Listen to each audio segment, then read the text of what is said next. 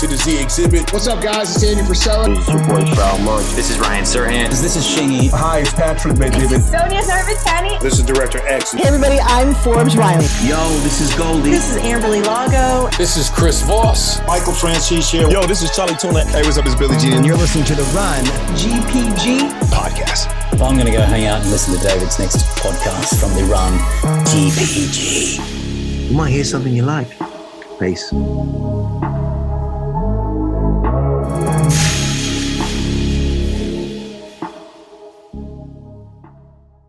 We are joined today by an absolute legend. Not too often we get to say that, but originally from Tulsa, Oklahoma, Bruce Buffer has been electrifying crowds in the UFC since 1996. His catchphrase, "It's time," is known by millions from around the world. The veteran voice of the Octagon has also dipped into a few other projects, which includes creating his bourbon brand, an energy drink, and more. He's also an author and a fellow podcaster, hosting the It's Time podcast. Can't wait to talk about his fascinating life and career with the man himself. Bruce, it's an honor. Welcome to the Run GpG podcast. Thanks so much, David. I appreciate it. And by the way, that was a very nice introduction. I like it. As the saying goes, checks in the mail. Yeah, fantastic. Well, like I said, really excited to talk to you today because besides obvious reasons, 26 years as the veteran voice of the Octagon, you're also an entrepreneur, an author, a podcaster, a branding and marketing expert, which we're obsessed with. So there's a lot to unpack, so many places we can start. But do you mind taking us back to the beginning? How did you become the voice of the UFC? Do you mind taking us back to 1996 and tell us the story of how you landed your first gig as the announcer and how that eventually led to that incredible 26-year career? I appreciate that. In a long story cut short, a lot of people know and others don't know that the legendary announcer, Michael Buffer, the Let's Get Ready to Rumble announcer, is my long lost half brother. And I met him at the age roughly around 28 years old when he came out on TV, when Mike Tyson was the most talked about athlete in the world. And boxing was the water cooler conversation on a Monday almost every week with the great fights that happened. And Michael was more popular than the boxers. And out he came saying his famous phrase. And boom, I got an epiphany like, who is this guy? Because I never saw the name Buffer ever put on a screen or in a phone book. And I owned telemarketing companies back then before the internet. I saw every phone book in the country, never saw my last name, as a lot of us back then would look up our last name and see if there's anybody in there. So with that being said, eventually I had my dad call an event that he was doing in LA and left a message for him. And they got together for lunch. It turned out to be his long lost son that he hadn't seen since he was 2.5 years old. My dad was briefly married during World War II. When he went over to do his part in the Pacific, he came back and a divorce ensued and a child was born. And Michael was raised under the foster name of Hubert until he went in the Army at 20. He was never formally adopted. And they said, your name's not Michael Hubert, it's Michael Buffer. And that's the name you got to go by. Well, had that not happened, that fork in the road, we wouldn't be having this conversation, because when I met Michael, 4 years after I met him, I took over. I became his manager. He didn't have a manager. He didn't have an agent. He didn't have anything. And I'm the businessman in the family. I've had my own company since I was 19. And right around that time, around 32 or so, I basically sold 2 companies. And those 2 companies I sold, I was making incredible money, living on the beach, lifestyle of 2.5 men, minus the alcoholism. I was Charlie Sheen, but, not drunk every night. And I was loving life, but I was so burned out on what I was doing. So I sold both companies. I took over as management, and then the UFC came on the scene, and my job was to put my client in every big event there is. My whole goal was to make Michael not just the boxing announcer, but to put him in every form of sports and entertainment, which I did. And then I put him in the UFC. And after the first UFC, we had such a big contract with WCW Wrestling, which wanted you to think at the time when Hulk Hogan punched you 20 times in the face, that was real, right? Well, if it was, your face would be mashed potatoes. Let's be real, right? So I got Michael in that, and he loves wrestling, and then he did UFC. I got a call on Monday because they had him say in the UFC, if it's not in the Octagon, it's not real. Well, I knew I was going to get a call from WCW after that, right? And basically said, what are you doing? Blah, blah, blah. I said, listen, his contract allows him to do this, but I got a 3-fight deal. He won't be able to continue with as much as he's working for you and boxing. So let him finish his 3 UFC fights, and there you go. So he finished him. And then I called the owner, Robert Meyerowitz, and I said, Robert, you need a buffer in the Octagon. I've got the media contacts. I'm used to talking in front of people. I've only announced one time, which was a kickboxing fight, but let me be the Octagon announcer. Let me show you what I got. I'll help you build this brand, which is what I am. I'm a brand builder and a marketer. And I proved it already, but I proved it even since then with my work with UFC and my own brand. It's time. And it fell on deaf ears, so I got a videotape from a fighter named Scott the Pitbull Ferrazzo, and just a monster Tank Abbott type fighter, 6'1", hands down to his ankles, 340 pounds, that kind of guy. Nice guy too. And I became his manager, and I did it for a reason. I didn't want to manage fighters, but I got him into UFC 8 in Bayamon, Puerto Rico in February 16th, 1996. And Robert Meyer was agreed to put him in. And part of the deal was, as a manager, they fly you down. So I put my tuxedo in the bag, flew down, and convinced Robert Meyer was the night before the show to let me do the prelims. I did the prelims, thought I did a good job. Look back on it now, it's like, is that really me? But we all have to start somewhere. And then they did not call me back. And then they called me for UFC 10, telling me that the announcer at the time, Rich G. Mangoin's uncle was passed and he needed to go to the funeral. So could I be in Alabama in 2 days? And another side of the story, which I could deep into in my book, because my mom had a serious operation and I'm all about my family. But my mom looked at me like Rocky's wife in the hospital bed, and she put her thumb up. She goes, "That's the call you've been waiting for. You got to go. You got to go." So Rocky music takes off. I fly to Dothan, Alabama. I do the show and thought I did a good job. Get back. Hey guys, am I the announcer? No, we hired somebody else. Right. So they hired another guy, a friend of the producer. Well, his name, I think, was Manny Garcia. Excellent voice, nervous in the service, screwed up a couple names, gave me the fodder to call back, say, "Hey guys, come on, let's do this." Nothing happened. Then I get a call saying, "Hey, do you want to be on the Warner Brothers TV show Friends?" And I said, "Yeah, why not?" And they said, "Well, they're going to come over and pick up some videotape and audio of you, and they'll let you know." So, because what happened is they were doing this show called the Ultimate Fighting Champion, I think it was, or a variation thereof, and they wanted the real announcer, right? So they called me up. They said, "You got the job. You're going to co-star as yourself. Come rehearse tomorrow morning on Tuesday, film all day Wednesday." I called the owner. I said, "Look, Robert, I got the job. I'll be there. Going to do this for you. Going to do it for me, because obviously I'd love to do it. But I need to talk to you on the set." So we met for lunch. And I basically said to him, I said, "Robert, I feel like a girl that's waiting to be asked to the prom. I've been after this job for a year and a half. People that don't even want to talk to you. They're scared of the name Ultimate Fighting. I've got the contacts at Jimmy Kimmel, at Jay Leno, at Tonight Show, ESPN, blah, blah, blah, blah. I mean, let me do what I can do to help you build this brand, but I got to grow as the announcer." Best poker hand I ever played. Incredible. Got the job. And then I announced every fight from that point forward. Well, what an audition tape that is. I remember that episode of Friends, actually. I do. Yeah. Fantastic. I mean, that's crazy. Now, Bruce, along the way, you've had some incredible experiences and seen some incredible things. You've been a part of those historic matches and events. Off the top of your head, can you tell us the most memorable events or matches that stand out at the top of your mind? Something that's maybe particularly special over the last 26 years? I give you an example of a couple, because I've seen every fight. I've announced every fighter. I've probably forgotten more than I can remember. That's why I wrote the book. It's time. It actually brought back memories of all the great experience I've had. My work is built on passion. When my passion wanes, announcing the way I do, I just don't phone it in. I put my body, everything into it. I've given my knee, my back. I've given everything to UFC, and I'm not even fighting. But when my passion wanes, then I'm going to retire. But what keeps my passion moving is the great events. So you have, like, for instance, UFC 100, which was one of a turning point event, and that's where Joe Rogan egged me on to do the 360 for like 8 months, and the fans egged me on the internet. And here I am, going in and jumping and doing a 360 in the air, landing in front of Brock Lesnar and pulling it off, and, appeasing the fans and Joe and everybody. I mean, that was a great experience for me at that time. Or you can go back to the night that I blew my knee in the Octagon, which the reason that was memorable was not just because of the pain I went through and severing my ACL, but it was because we had a show that was the biggest show ever, sold out in like 17 minutes in front of 55,000 rabid Canadian UFC fans. Interestingly enough, that was caused because I was in a poker tournament the week before. And when I got up during the break, I hit a dip in the carpet and I rolled my ankle. My ankle swelled up. I couldn't even walk. I had to hop out of the place, went to the hospital the next morning, got blood taken out like a jar. And then went on crutches back to the tournament, took third place and won $30,000. But the problem was I couldn't stand on my leg.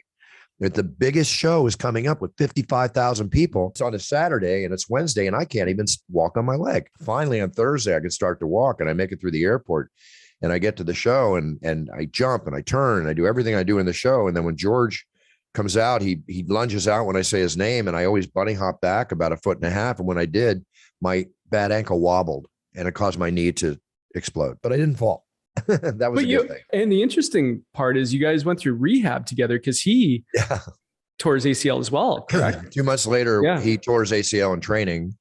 I waited 3 months to get operated on because I had to film a movie called Here Comes the Boom, and I had shows every weekend. So I just braced it up and worked without an ACL for 3 months and trained like an animal to strengthen my leg, and went in and got it replaced. And 4 weeks later, when I should have been still resting, and 4 weeks later, I'm in Philadelphia doing a little buffer light, but I'm there, braced up and doing my job.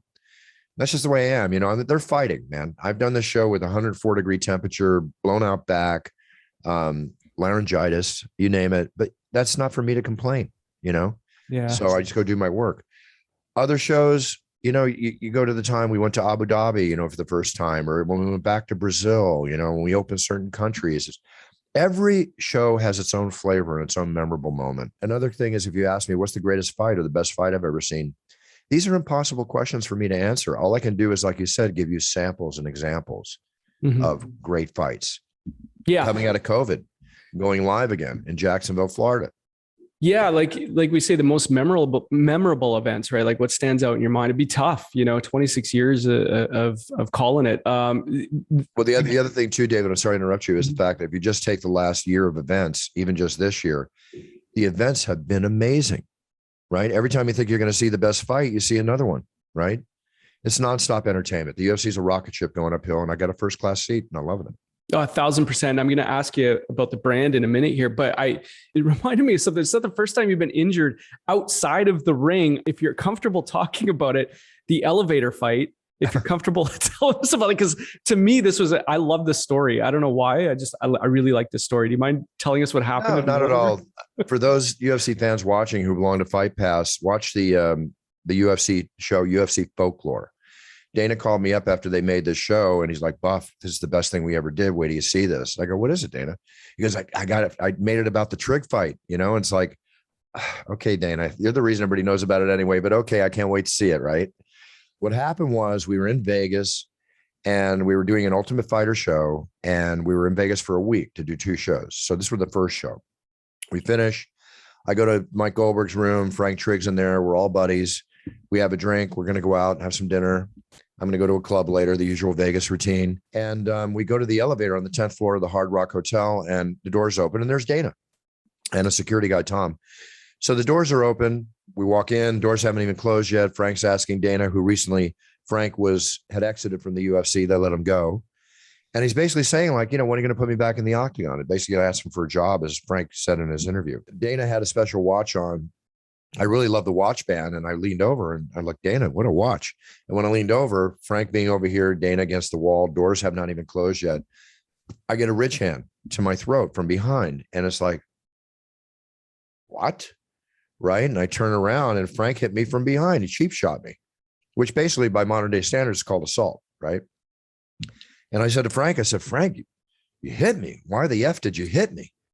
And he said the wrong thing. He said, what are you going to do about it? And my streak kicked in, and I just went pop, pop. It's like, hey, nobody puts their hands on me. I don't care who you are. I mean, you can put your hand on my shoulder, but don't hit me in the throat. So I popped Frank, and it was on. Doors close, and Dana's up peeled against the wall, and Frank and I are going at it. And we get down to the bottom. I mean, what's 10 floors? Maybe a 30-second, elevator ride, whatever. And we're going at each other. And then the doors open, and I put my hands in the air. I said, Frank, we're done. The reason for that was because in the Hard Rock in those days, they have all these glass encasements. We would have spilled out the elevator and probably gone through the glass. And that could have really obviously been bad for us, but bad publicity too for the UFC. So I stopped. My sixth sense kicked in. I stopped, and I had blood up and down my shirt. My thumb is peeled back. I can see the bone. I mean, crap happens when you're banging back and forth. And obviously I cut my finger on his belt buckle or one of the rings or whatever. And, I'm laughing, he's laughing, Dana's laughing. And, but then they see the blood on my finger, and Frank's like, oh, no. And I said, guys, I'm good. I went to the paramedics. I go, can you glue it shut? They go, no, you got to go get stitches. So I go to the triage, the emergency hospital in Vegas. And I'm waiting in the doctor's office, and I hear my voice announcing the fights in the next room on the repeat. And the doctor walks in with a clipboard. He looks up. He goes, what are you doing here? Right. And I told him, and $500 tetanus shot, 6 stitches, I think. And then I went out and had a good time. And yeah, hey, it was a great night. I mean, I felt like I was 18. I announced the UFC.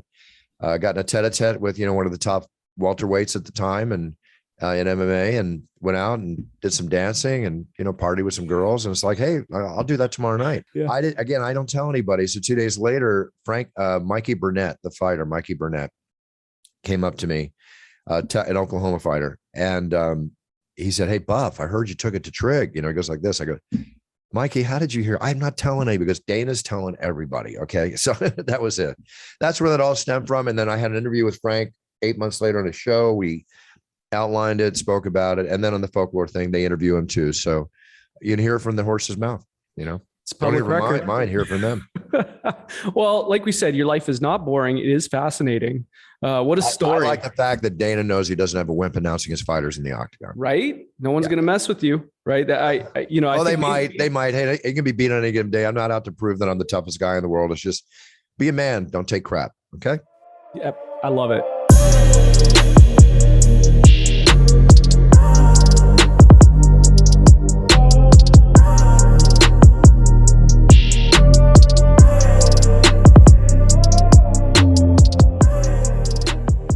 I got to ask you about, you brought him up, GSP. He's our national treasure. First thoughts that come to mind when you hear the name George St-Pierre?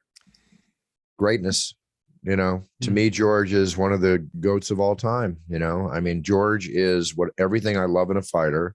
He's my buddy, and we'll always be friends. A fighter is not about the way you handle yourself in the octagon fighting. It's about how you also handle yourself outside the octagon, because I'm all about being role models. Okay.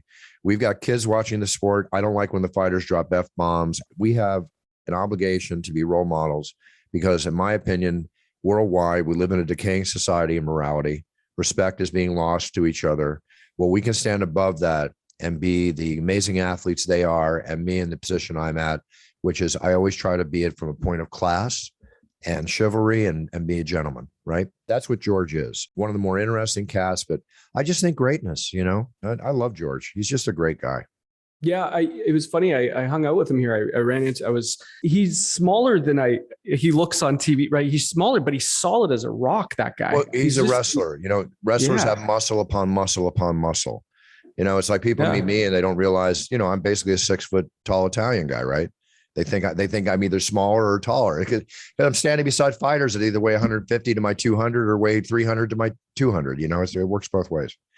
Who are your favorite fighters to announce?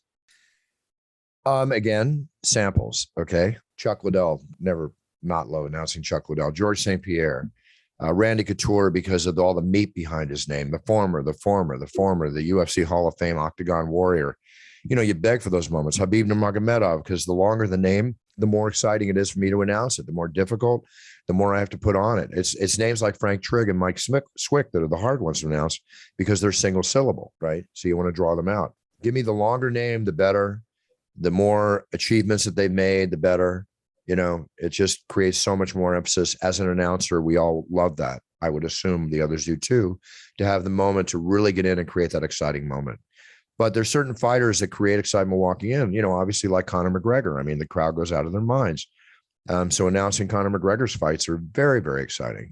I'm an equal opportunity announcer. I want to give my all to every single fighter, man and woman that walks in there with no impartiality, and that's just my job. Yeah, I appreciate every that. night I walk out is my first night. I feel like I'm on an audition. I just got off an audition last Saturday night to prove to Dana, the powers that be, you, the fans, the fighters, and my mom that I deserve this job. I think I did okay last Saturday, and I'll be back. That's awesome. Well, I'm just going to ask you about one more. Conor McGregor. What thoughts come to mind when I say his name? Here's a parable. Okay, Conor started off, and he had the chance to be, and I mean this with all respect, Conor, if you listen to this, he had the chance to be, and I've been outspoken about this. He had the chance to be the greatest role model, not in the UFC, but in sports. Okay, came in for nothing in Ireland on Irish welfare, 150 euros a month, whatever it was. Wins a bonus, takes off his dad's suit that he wore multiple times to finally buy his own clothes, to grow into the multi-millionaire, 100 million plus, 200 million, 300 million plus athlete he is walking today after he paid his taxes and his fines. And, it was just a role model for everybody. But then certain instances happened right? Which you would never see George St-Pierre do, right? And that tainted his image a little bit, or a lot, with some people. And it's like, I'll give you an example. My boys at the time were 11 and 13, and they loved Conor. Then he fought Floyd, and they wanted to see the press conference. And I said, I'll record it and I'll be home and we'll watch it. But when I got home, they were sitting on the couch with these weird looks on their faces. And I go, guys, what's wrong? Go, we watched the press conference. I go, oh, I thought you were going to wait for me. How was it? He cursed a lot, and they were so disappointed at the way he handled himself at that press conference, right? And I was too. That's not the way you handle yourself. And I'm sorry. I hate me for it. It's my attitude. Okay. And then Conor rode that rail. This is the way he had to act. And then you had the attacking of the bus and the punching of the old man. Granted, we all have a right to recover and become better from our mistakes, but they just became like over and over again. It's like, if that happens a lot, there's a reason why that's happening a lot. You're creating it in some way, shape, or form, that kind of energy. Mm-hmm. Then when he fought Dustin Poirier for the second time in Abu Dhabi, he went back to being, polite and classy and everything. And the thing sold 1 million+ pay-per-views, and it was great. You didn't have to do that. Then when he fought him the last time, it was right back to the old Conor again. Okay. All right. That's Conor. That's why even in his hometown, I've been told by people in Ireland, and I don't know if these numbers are correct, but basically it's almost like a heel in the professional world of wrestling. Half the people want to see you win. Half the people want to see you lose. They'll all buy the pay-per-view. Well, he puts asses in the seats, as they say, and he makes a lot of money. But all I can say is, Conor, I like you. I always have, but keep it classy, Yeah, that's an interesting perspective. And he did have an opportunity to be an incredible brand. Well, he is an incredible brand in one respect, but, people don't touch brands when they don't show respect. Do you follow what I'm saying? Yeah, no, absolutely. I get that. Okay, so I got to ask you about the catchphrase. It's time. Anyways, it's a bad knockoff, but it's time. It was not bad at all. Come on. Wasn't bad. Where did it come from? Was it an organic creation? Completely organic. The reason why is because every day I wake up, shaving, whatever, that morning period when you're in the bathroom, you're looking in the mirror. I've been an entrepreneur my whole work life. Okay. I've got to motivate myself. I don't have people. Sure, I have people saying great job or whatever, but I run my companies. I've got to wake up and get the motivation to do what I have to do every day, which is much more than what you see me do in the Octagon. But that's my choice. I do everything with passion. I don't go to work. I live life by design. Everything I do is what I want to do. And I'm lucky to be in that position and monetize it. And I wish that everybody out there gets to follow their passion and earn their money doing something they love. That's the best thing in the world. So I look in the mirror and I go, it's time, to have the best day I could have, be the best I can be. And I used to start off the show saying, it's time to begin the ultimate fighting championship, right? And I didn't say anything in the main event because I didn't want to be Frank Sinatra Jr. I mean, I could have easily copied or tried to be like Michael Buffer, the great Michael Buffer. And I didn't want to be, I wasn't phrase driven. To me, it's not what I say, it's how I say it. So then it got to the point about 7-8 years in, Dana had me stop saying what I told you I opened the show with. He said, I'd rather you not say that. So then when it got to the end before the main event, I realized, hey, the fighters have trained 6 to 10 weeks to be at this moment. The fans have been sitting in the arena and watching on TV for 5 hours or more, waiting for the main event. It's time. This is it. This is the moment we've all been waiting for. And I just built it up from there. And you can see how the evolutionary process of how it progressed, the way I said it, the physicality I throw into it, the passion I throw into it, how it's evolved over the years, to where it is today. I love it. It's incredible. I had to ask you about it. You are an entrepreneur, and as time permits, I'm going to ask you about the other projects you're involved with. But what have you learned about entrepreneurship from Dana White and working with the UFC? If you look at Dana White and everything he's done, he got into something that he really had little, but did have a lot of knowledge of, his love of fighting. Okay. But as far as being a fight promoter, he had to go through his evolutionary process. They were down 44 million or whatever it was, 47 million. They create the Ultimate Fighter. Lorenzo says in so many words, Dana, find a buyer, right? Finds a buyer for $7.5 million, ready to take a dump.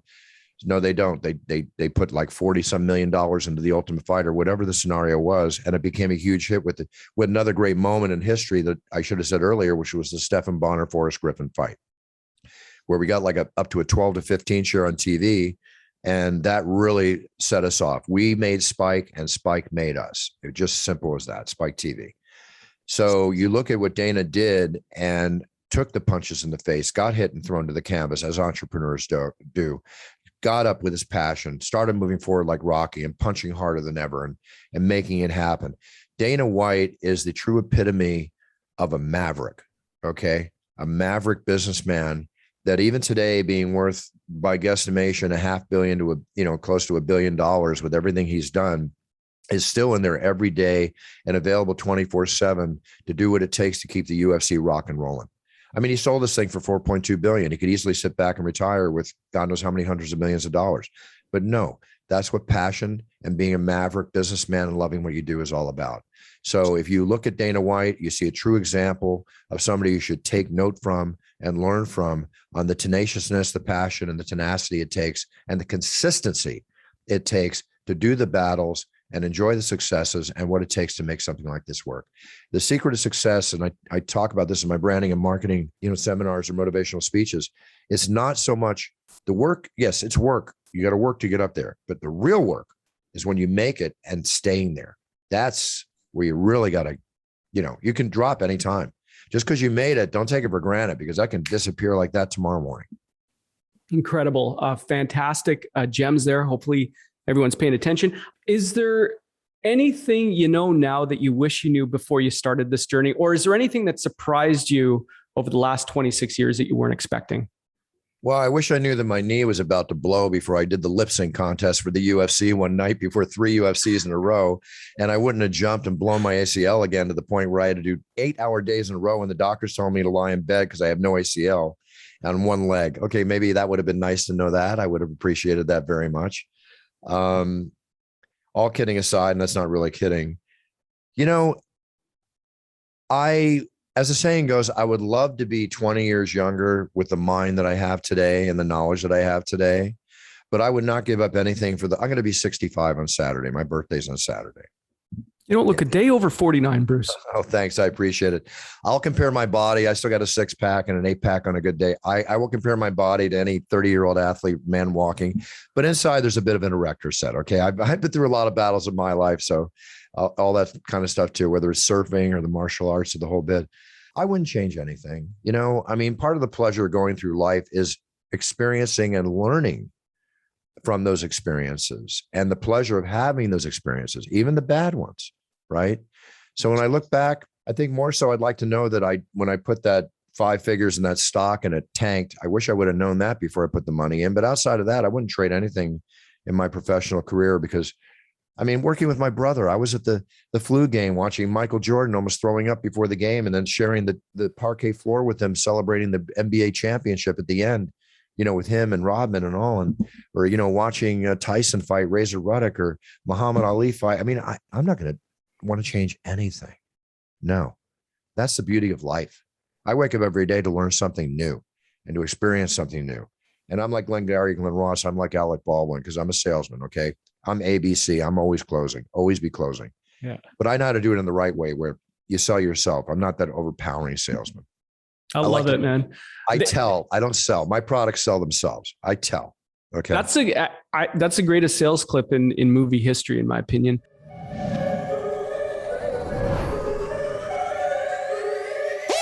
Are you a new real estate agent or thinking about getting a real estate license? If so, you're going to want to ask about the Greater Property Group's Agent Scholarship Program.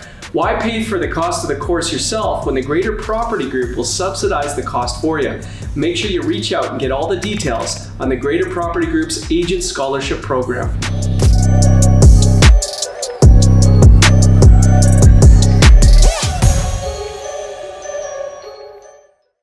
Okay, I got to ask you about the bourbon. And the reason why I'm asking about the bourbon, I love bourbon. I'm a bourbon drinker. I love it. I can't find Puncher's Chance Bourbon. There's the bottle there. It's a very successful project. Look at that. There it is. Screenshot. It received a gold medal at 2021 San Francisco World Spirits Competition, a gold and silver medal at the 2021 Denver International Spirits Competition in less than 12 months of its creations. Obviously successful. How did you get involved in that? What can you tell us about it? Well, Dad, on what you said, we've won 6 gold medals, 3 for taste, 3 for design of the bottle, and the Bourbon Spectator just called us the top 5 best sipping bourbon in America at the price range it's at, which is the $30, $35 price range. I came out with my barrel version, which is 116 proof. We have 1,000 barrels, and that's a special edition. I'm coming out with a single barrel 105 proof edition next month. And we had a 12-year reserve distance. We call it D12 distance right here. The distance. Dude, look at that packaging. Yeah, that's incredible. And that sells for 120. That's sold out in 2 weeks. So basically, we're the one of the youngest, fastest selling, highest rated bourbons in America today. And we're coming to Canada. I was just going to say, can we get a Canadian distributor, please? We're working on it now. We're going to be coming to Canada. We're going to be going to the UK and elsewhere. But here in America, it's just knocking down doors. It's selling like crazy. And the way I got involved, I was filming a Super Bowl commercial for an attorney for his local area. And one of the assistant directors had a relative, my partner, Brad, who was creating this bourbon. Well, I've always been a bourbon drinker, and I wanted to have a spirit. And I turned down a tequila, and I turned down a rum out of Brazil called cachaça, because I didn't like the product. And above all, I didn't like the business acumen of the people wanting to do this. And I'm all about being with the best business people and the best product, right? I don't want to be just take the money and run. Not that I haven't done that in my earlier life, but I don't have to do that now. I want to make sure I represent the best. And that's what happened when I met him, Brad, and my other partner, Umberto, who designed the bottle. They worked with Sammy Hagar's Cabo Wabo tequila, Campari, Skinny Girl. Their success background is huge. So we got into it together. I'm a vested partner. I'm a partner in the company. And it's going like gangbusters. I when I tasted the liquid, it was unbelievable. And it is unbelievable. It's so tasty. And then the name Puncher's Chance is everything I'm about. I've been an underdog my entire life, like a lot of us, or like all of us at certain points. And one punch can change your life. And that's the way I've lived my whole life, whether it's fighting my way out of a bar or fighting my way out of a boardroom or, or fighting my way out of a ring or fighting my way out of a big wave, surfing to survive, whatever. That's what life takes, So I love the whole concept, and I went into it feet first, 24/7, and it's been a great experience. I can't wait. I'm definitely going to be shopping for that. As soon as the Canadian market opens up, I'll be looking for that.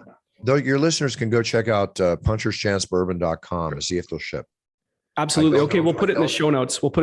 Absolutely. Yeah, puncherschancebourbon.com. I don't know if you can ship it to Canada, though, but this is my next baby coming out. What's that? Tell us about that.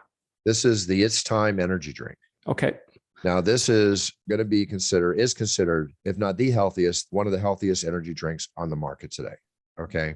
It's full of BCAAs. It's full of vitamins, at 200 milligrams of caffeine per can that comes from green coffee beans, but there's no taurine in here. Okay. That's what they put in all the other stuff. And actually, taurine is crap. You shouldn't even drink it. It's bad for your body. There could come a point when the FDA actually outlaws it. It's not good. You can drink 2-3 cans of this a day with no crash, right? Absolute minimal, if any, sugar, which would just be a sucrose, if anything. And low calories, the whole bit. And athletes are loving it. We released it in England. It's actually got my image on the back. Oh, wow. That's a fantastic looking package. It really is. Well, along with this will be about 50 other nutritional products coming out in line. And then the other thing I have coming out is my own cologne and toiletry line, which will be released here in the next 4 to 8 weeks in America and in 40 countries, including Canada. And that is the It's Time cologne. So stay tuned to my Instagram page. And again, I don't mean to show so much, but I'm really proud of all this. No, listen, man, we're here for you as well. So anything we can do to support, we got a big database. So we'll make sure everybody gets this. I appreciate it. What you're going to do is you'll be able to wake up in the morning. You'll be able to bathe. You'll be able to wash your face and your body with It's Time body wash, facial wash, moisturizer, body spray, deodorant, right? Then you can go out and you can start your day. You can have, put a little your cologne on, smell like Buff. And then you can go out, and if you get a little tired, take your energy drink, enjoy that, your vitamins and everything else. And at nighttime, end it off with a little Puncher's Chance. That's what I call #Buff Life. Listen, that one's personal for me. I take my my grooming, my hair, the way I smell. I can tell, yeah. Very seriously. I'm a candle, all that stuff. So I'm going to be looking. I'm with you. I could tell. I would, that term metrosexual, which means that, man grooms himself or whatever. I was metrosexual in my 20s because, the girls I was going out with were taking care of themselves for me. Why don't you take care of yourself for the girls? Trust 100%. Me, guys out there, they appreciate it. Okay. Yeah. That's why Manscaped hires me to do their commercials. Yeah, it makes sense. I mean, my wife, if it wasn't for my wife pushing me either, maybe my hair wouldn't look this great, but it does. Kudos to your wife. Yeah, exactly. Okay. What's next for Bruce Buffer? Is there any other projects or anything else you want to tell us about? I mean, you're not, I don't know how you even had time for this interview. I get it. You got a lot on the go. What else is next? Well, what I'd like to tell everybody, I have a big announcement I'll be making probably in the next 6 months. I can't mention it now. Damn it, Bruce. We've had people breaking news on the show, and you don't want to do it. It involves cinema, so we'll leave it at that. Oh, wow. Okay. We'll be watching for that. Panini just released one of many trading cards about to come out. And I'm a collector of sports memorabilia, movie memorabilia, and guns. And I highly recommend UFC fans out there, grab UFC memorabilia. It's going up in price. Those cards that I hold in my hand sell for an average of like $175, $200 to as high as $4,000.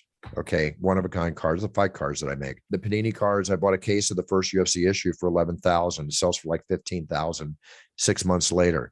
They're great investments. I have the Topps cards from 2009. I paid $750 for a case. They're selling for $15,000. Okay. There's a lot of value there. So the Panini cards are one. The other thing is my company, millions.co, millions.co. This is a company I created with some amazing brander and marketers out of Canada. And we basically started with fighters.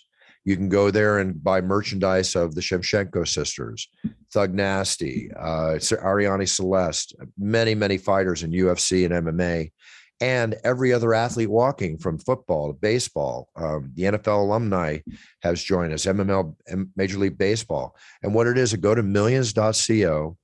And I created this with my partners so that the fighters would have a way to make money outside of just the ticket on their paycheck on fight night. So now we created merchandise for them. Let's say Derek Lewis fights and goes, my balls are hot, right? Like he did in Houston. The next day, we'll have a t-shirt ready to be sold around the world for Derek Lewis. So just go to millions.co and check it out. And the Shevchenko sisters, they'll have watch parties like Joe Rogan's Fight Companion, where you can watch a UFC they're not at, and they're with you and they'll answer questions and everything. So this is a branding site I created, and I'm very, very proud of it, and it's growing huge. Very cool. This is why I was excited to talk to you about it, because you're not just a performance announcer, right? You're an entrepreneur, a true entrepreneur. So I appreciate that. Last question, Bruce. We've been talking about legacy a lot on the show. When all is said and done, what does the Bruce Buffer legacy look like? What do you want to be known for? I want to be known for that I always went out and gave it my best. I always gave it 100%. And I want to be respected for the fact that I treated everybody with respect and treated people that want to be treated. And that they respect the fact that I have a 3-foot theory in life that I think people realize when they meet me. I want everybody around me to be happy, healthy, and prosperous. When I get hired for something, I'm all about how can I make everybody I work with the most money possible? Because I know it'll all come back to me. I have a very unselfish attitude, but a really short thing, I just want to be respected that I always gave it my all, and I always treated everybody with respect. Can I tell you one more thing, if I may? Yeah, absolutely. And again, on your words, I really appreciate them. One of the biggest things business-wise that I do now, along with everything else, when COVID hit, and even before, I had a very huge video business where people want me to do championship introduction videos and audios of them as if they were in the Octagon and I'm introducing them. Or maybe it's a birthday or the birth of a baby or weddings, businesses, all that kind of stuff. So at my website, brucebuffer.com, you can go in there and we have a special order form, and you can send a script for anything you want recorded, and it gets approved, and we do it. And we do them in front of green screens, put images behind us.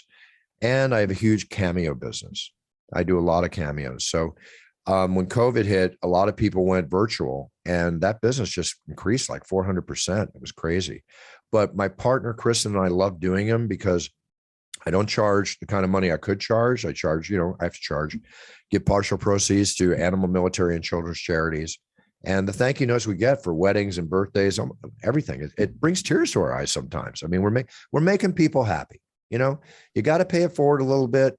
We live in a really tough life right now with everything going on. I love to make people smile and make people happy. And of course, I never thought I'd be a cheerleader, and I became the ultimate cheerleader. So I guess I like to get people excited too. Well, you made us smile today, Bruce. We really appreciate it. Valuable perspective and insight. Where do you want the people to go to follow you, connect with you, your website, social, obviously? Where do you want them to go? Please go to Instagram as Bruce Buffer UFC.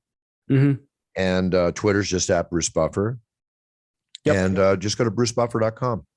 But on my Instagram, in my bio, there's links to everything. Love that, man. Bruce, I cannot thank you enough for your time today. Glad we could make this happen. Truly incredible career. Appreciate you. Take the rest of the day off. See ya. Brother. I'll try. Okay, see ya.